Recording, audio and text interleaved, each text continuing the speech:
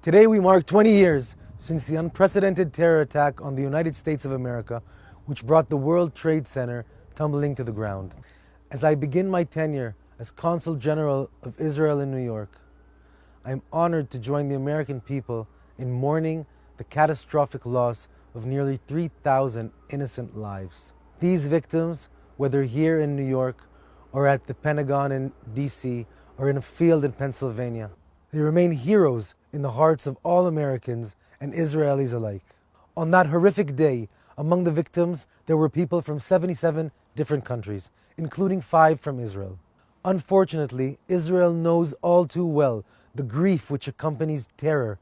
Our hearts were broken to see the anguish across the ocean and land on American soil. We stand with our American allies in the fight against terror and remain committed to our unbreakable friendship. As we honor the memories of those who were lost, I am proud to say that Israel is the home to its own 9/11 living memorial monument. This monument is the only one outside of the United States which solemnly lists all the names of the victims of 9/11. Overlooking the Jerusalem Hills and Arazim Valley, this monument portrays the American flag folded into the shape of a memorial flame, and in it a shard from the Twin Towers. This monument not only pays tribute to those who perished at the hands of terrorists, but also reminds us of how connected we are, Israelis and Americans, not just in good times, but in tragedy as well. Israel and America know that terrorism can never defeat us, and the memories of our loved ones only make us stronger in our virtues. 20 years ago, while I was in Israel hearing the news about the attacks, Alon Pinkas was there serving as Consul General of Israel in New York. He experienced firsthand the fear and disbelief. He saw the sorrow and pain, and he saw the resilience of the American people as well. Now, from Anu, the Museum of the Jewish People, to share his own memories of that infamous day is Alon Pinkas. 9/11, 20 years ago. It's about 5:30 a.m. I'm on my way to John F. Kennedy Airport to pick up Minister of Transportation, then Ephraim Sneh.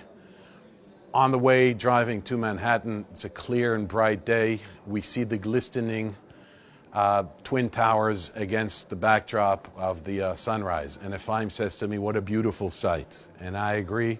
Both of us remember this to this very day, that very particular moment.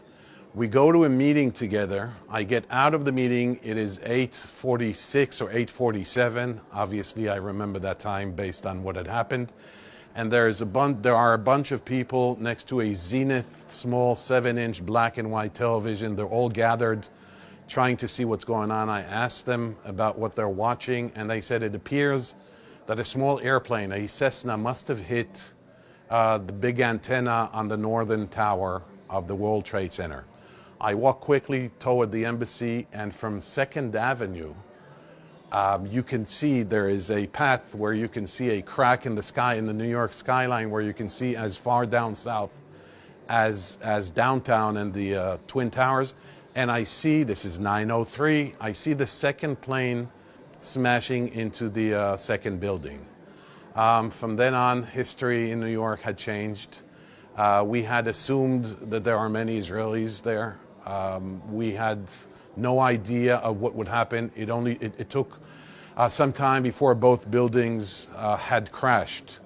That very day, at 10:30, I had a scheduled meeting with then Mayor Rudy Giuliani, who wanted to see me. We met 2 days earlier at the rededication of Central Synagogue in New York. And he said, "Come see me Tuesday. I'm not very busy in the morning, and we'll talk some serious stuff like the New York Yankees." Needless to say, that meeting never took place. Within 2 days, Israel immediately extended its support and help, but within 2 days, the mayor of Jerusalem, Ehud Olmert, had come to be with his good friend Rudy Giuliani at Ground Zero. I toured with him. The working assumption was that there may be some survivors. Tragically, that wasn't the case. Within 4 days, Foreign Minister Shimon Peres had come to New York and also toured Ground Zero.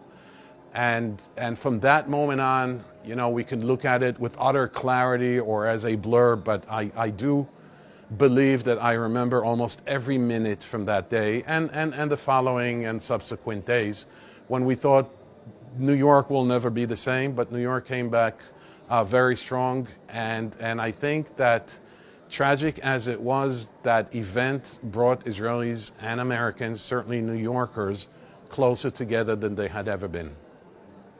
So many were lost on that day, and so many continue to be lost as a result of the 9/11 attack. Our hearts are with all the families who mourn for their loved ones. May their souls be at peace and their memories live on.